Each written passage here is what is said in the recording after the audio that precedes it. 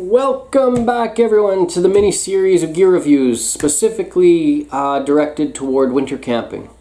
I've said it before, I'm kind of getting the itch to do winter camping, which led me to start looking through all my gear, and I figured why not do some gear reviews and share them with you all. So we've done the X-Dragon solar charging battery banks, we've done the LE lanterns, 800 lumen camp lanterns, we've done the Gerber 12-inch bladed saw, 4 pivot point saw. And now we are going to do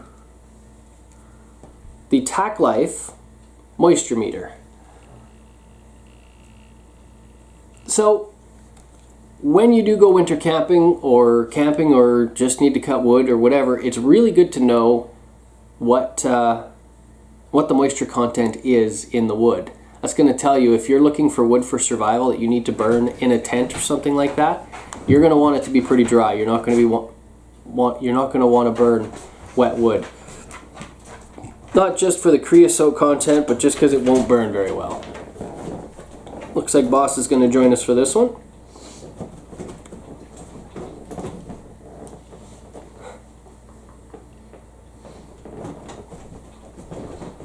I'll just let him get ready here. There we go. My wife bought me this again. It seems like she's bought me a lot of this stuff, hey?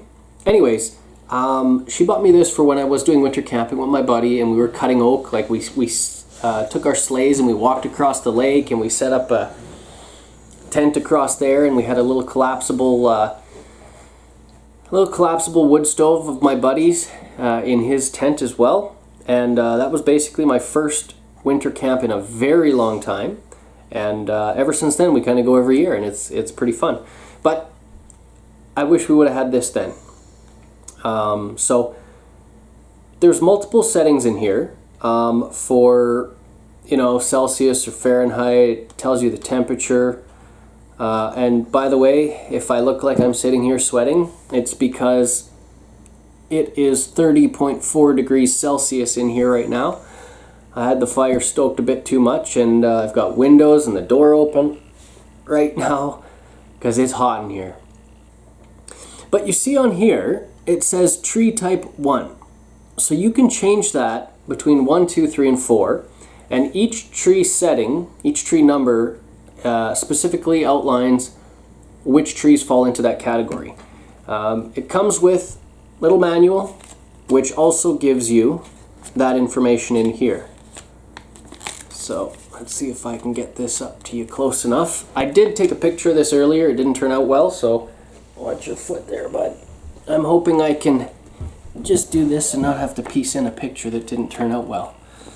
So you can see here, hopefully, there.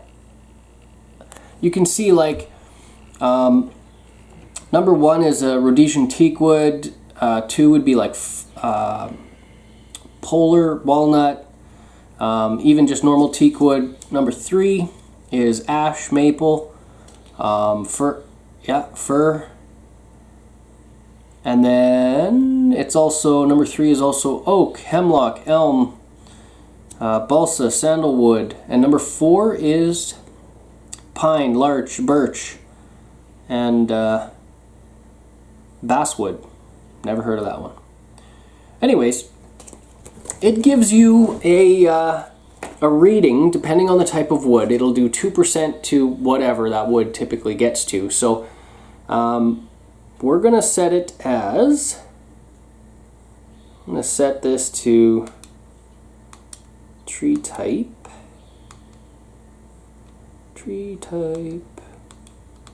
4. Wait, what do I need? Yeah. So 4 is going to be like your pine and that kind of thing. So I've got it set, tree type 4. You pull the cap off. This takes 3 AAA batteries, by the way. And then this is just the pin protector, this little guy here. So these are extremely sharp. Now, the way you're supposed to test wood is not from the end. You're supposed to cut a piece off, split it in half, and then test the inside side. So I'll show you here in my wood bin. here's a piece of oak.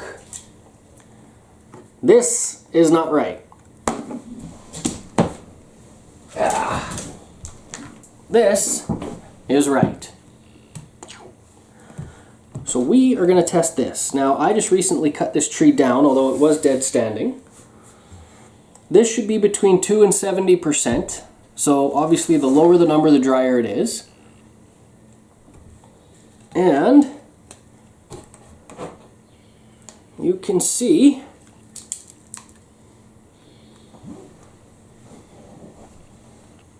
it's reading, depending on how hard I'm pushing it in, it's reading about 10.5. It's the most stable reading I'm getting. So it's not completely dry. You'll also notice my fireplace, the windows are black because I'm not burning completely seasoned wood. So I do know my chimney's going to fill up and get some creosote buildup on it, but I have a chimney sweep. The oak is dead dry, like super dry. This batch of wood I brought in here was just like a test. I do have dry wood that's in the woodshed, and it's about anywhere between 3 and 7% at the most. So I just wanted to see how this stuff was going to burn. It does okay, but again, it's not great.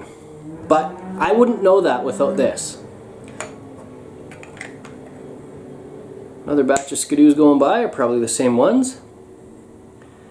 So again, it takes 3 AAAs. You can change the mode between your tree types. And you can change it to Fahrenheit from Celsius. And you can also change the mode to hold. So when you stick it in a piece of wood, as soon as you pull it out, it'll still register the number. And min and max after that, that's all. Max, min, and then back to scan. So I do not know how much this is, guys, but I have seen other ones online that look very similar to this for about $25, somewhere around there. So if you're going somewhere where the moisture inside the wood makes a big difference, or if you just want a tool like this out of the cabin like I'm using it for, to know why your windows are turning black, this is a fantastic option. There's a ton out there online on Amazon, and I'm sure they all work relatively similar. For me, I didn't need any fancy, real expensive tester. This is just something quick, convenient, that I can shove in my pocket or shove in a pouch in my backpack, go winter camping, and kind of get an idea of what kind of wood we're going to be burning and how it's going to burn. So, information is everything when you're out in the bush, and this piece of gear helps give you the information you need to make a nice, enjoyable, comfortable camp. So, that's it. TACKlife moisture meter. If you guys are looking for one, you know, there's a ton on Amazon for around 25 bucks. I'll be honest, because I don't burn wood, I'll be honest, when I'm out camping in the winter, I typically do not burn wood unless it's just an outside fire. And then when we're having an outside fire, it is nice to know this stuff's going to burn fierce, or it's going to kind of just flicker and smolder a bit because it's a bit moist. Not to mention, usually that wood gives it away by hissing and bubbling out the end, right? But again, awesome tool, affordable. It's nice to have something like this on your shelf, so when you're loading up your bag to go, you can just grab it and go if it fits your application. Relatively inexpensive, so I'm very happy I have this as part of my gear. An option to take whenever I need. And the quality, the durability, this thing is built like a tank. Alright guys, thanks for watching. Stay tuned for the next one.